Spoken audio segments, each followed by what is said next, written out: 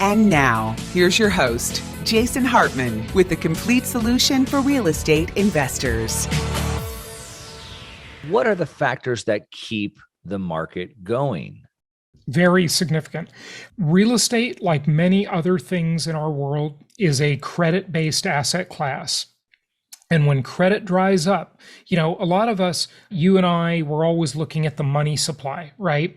But it's not just about the money supply, it's also about the credit supply, because credit is money, right? And so when credit dries up, it certainly can affect the real estate market, no question. And we've seen a pretty significant increase in mortgage rates just recently. Now, that has really had the opposite effect of what many might think. It has not cooled the market. It's actually heated the market up to beyond its former red hot status because people have FOMO, the fear of missing out. And they're just trying to buy any property they can right now because they think this may be the last of those low rates, maybe in their lifetime. And that's, actually quite possible. But another thing that's interesting to note is that about 40% of all the homes in the country are free and clear. And many of the purchases are cash purchases. So to those purchases, it's not a credit-based asset. Now, another metric that's interesting to look at is about 33% of the entire market, just real estate purchases, is investors. And many of those investors are cash buyers like the institutional buyers. Now, granted, they're also financed with debt, but it's a completely different concept of debt that's, through the banking system, the investment banking system really, and through Wall Street. So these are all just factors that, some of them didn't exist the last time around. I hate to say what is considered by many to be the famous last words of any investor. This time it's different. Right. But it really is different. Sure. There are many differences. That's why we say history doesn't repeat, but it rhymes, right? Yes, so it's a little bit different. So let's talk about the supply and demand metrics, because ultimately that's what we're always trying to figure out. Will the demand continue to stay strong, and what's going to happen with the supply? Yeah. Ultimately, that's what's going to drive it. You talked about mortgage rates. So mortgage rates, 1981 were over 18%. Yep. And they've basically come down ever since. It's not in a straight line, but almost in a straight line. They appear to have bottomed just recently, just over the last year, in the mid twos. And now they've jumped as high as almost 5% in just the last 2 months. Now, if I look back at that historically, we're kind of in this range that we've been in since about 2011. So really like the last decade, it seems like now it's come up and down, but maybe if I were to look at some technical analysis, there's kind of a line there, like a median. Do you see that jump from, let's call it 3% to 5% really having a massive impact? Well, that is the trillion-dollar question for sure. So many factors in answering that question. Number one factor that very few people really understand. I don't know, humans have a funny mentality about this, and I've really tried to teach around it on my podcast and on YouTube. And that is the idea that there is some fixed idea of, look, okay, you can say, well, if mortgage rates go up and that causes the payment to go up by X percentage, then people won't be able to afford a house. That's what you keep hearing, right? That's the kind of narrative you hear. But that's simply not true. And here's why it's not true. Tell us because why. what gives is this.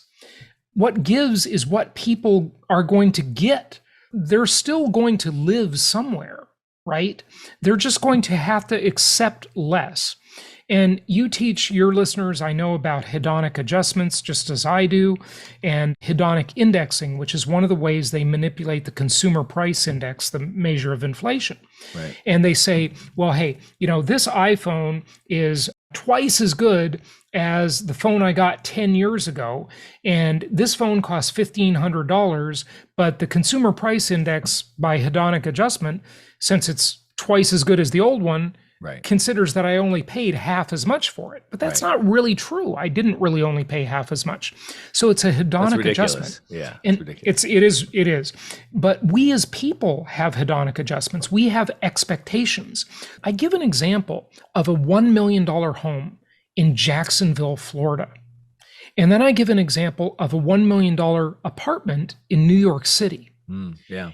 And the home in Jacksonville is almost 5,000 square feet. It's on a big corner lot. It's got a beautiful yard, gorgeous. It's just a gorgeous home.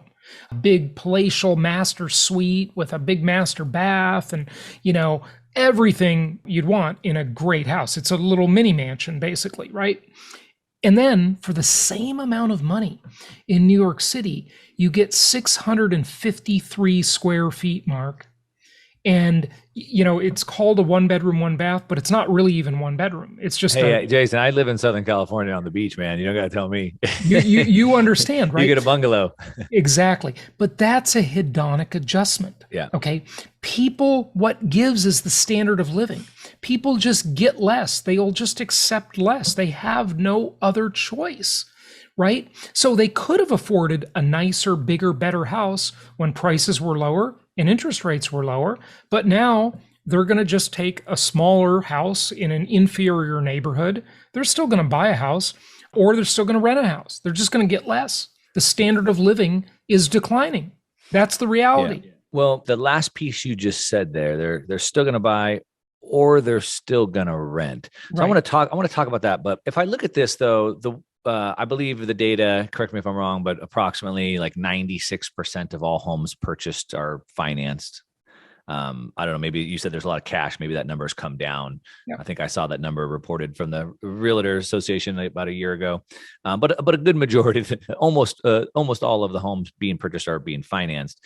Yeah. And so people are buying the monthly payment. They're not buying the price of the home. So when people say homes are the most expensive they've ever been, well, in purchase price, total dollar amount purchase price, maybe that's the case. But in monthly payments, maybe that's not. And so right. I think the way the process works, I mean, obviously I bought over 100 homes, and most of those were cash, but the way that most people would do it is I would go sit with a mortgage broker and they'd say, how much do you make? And I'd say, whatever, 100 grand a year. And they say, okay, based off loan guidelines, you can spend 40% of your income on your home. So that's 40,000 a year. Okay. 40,000 a year gets you this payment, and this payment can get you this much of a house. Right. So they kind of walk you into it that way. So if my income doesn't change, I'm still making the 100,000, but interest rates went up, then I'm going to be able to buy less of a house.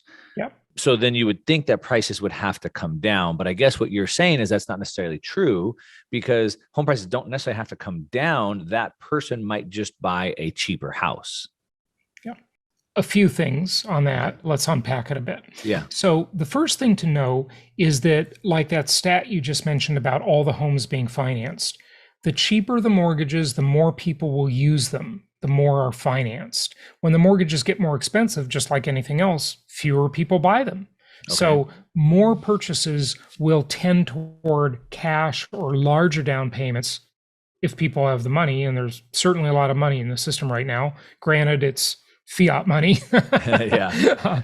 We'll talk about that later, but yeah. Yeah, that's a rabbit hole we don't have time to go down. As the mortgages get more expensive, fewer people will use mortgages, right? So the actual equity, there's an incentive to increase your equity, right? That's one thing.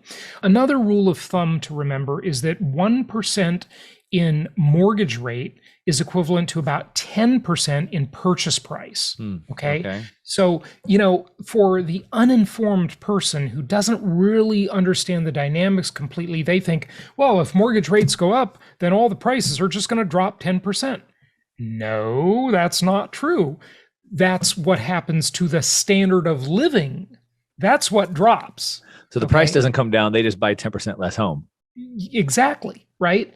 And so what happens is there are all of these other factors going on at the same time. So the first one is the FOMO factor that we discussed earlier. So when rates go up initially and there's that initial shock, everybody actually rushes into the market. Many think they rush out. Get it before it's gone. Yeah. Get it before it's gone. Hey, we're raising the prices a little bit each day, so you're going to go out and shop, right? Just like in the Weimar Republic, when your money's getting worth less and less, you spend it, right? You don't save it because it's going to be devalued. You want to spend it, right? That's the incentive. And so that all happens. But the other thing we got to just talk about is inventory. Okay, it would be completely remiss if we didn't discuss inventory.